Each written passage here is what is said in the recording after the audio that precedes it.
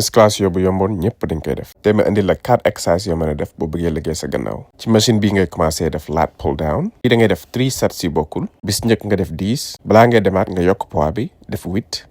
après nga yokk poids bi def 6 après boo jógee si exercice bii nga ñëw fii machine bii nag xam naa danañ commentaire naan sama salle amu ko mais am na neneen niñ ko mën a defee boo amee machine bii nag fii mën nga fay def 3 fois 12 mais bii moom boo koy def ne ñetti yëpp na 10 ñetti set yi ngay def yëpp dafa war a 10 boo jógee foofu nga ñëw